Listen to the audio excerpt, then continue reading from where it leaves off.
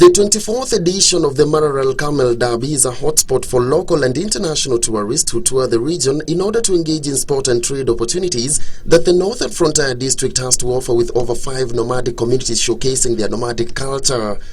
The derby, which takes place in the month of August in Maralal, a remote desert outpost in Samburu County, is a mecca for adventurers, nomads and camels, and has served as a door to the haven of trade amongst revelers touring the region.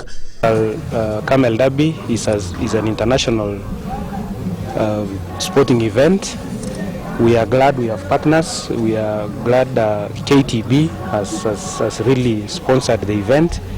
And as a county, we want to make an investment to enhance the derby so that it becomes part of the annual event. And we want also as a county to use it as a platform to open up new areas. We really want to invest in terms of conservation in tourism sector. And this is one of the platforms we intend as a county to open up, particularly the northern part of the county.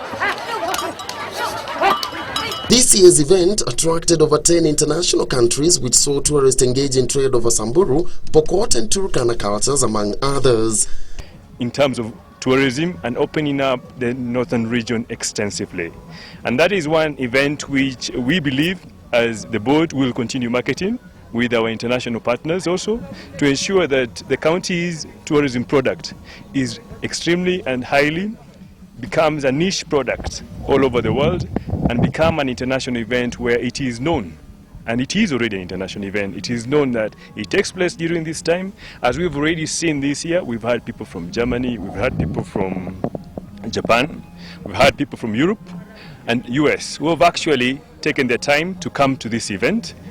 And that's mainly because of the hard effort that has been put in and the way that the event has actually been handled over the few years that the board has been able to work with the county.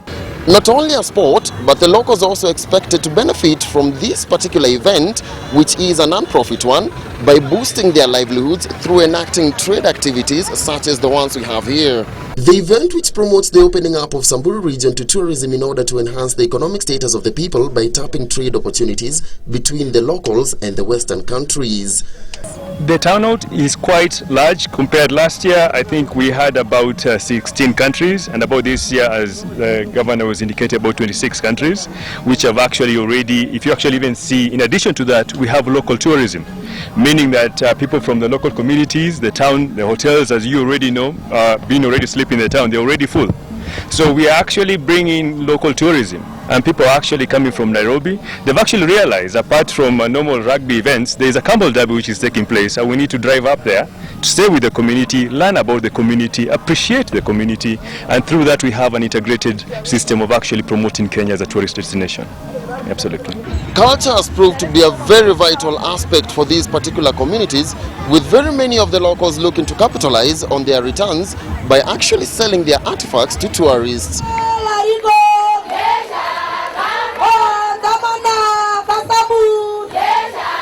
Over the years, the event has helped to raise more awareness on the importance of camel as an economically viable source of livelihood for the nomadic pastoralist people in the wake of persistent droughts that devastate other domestic animals like cattle, sheep and goats.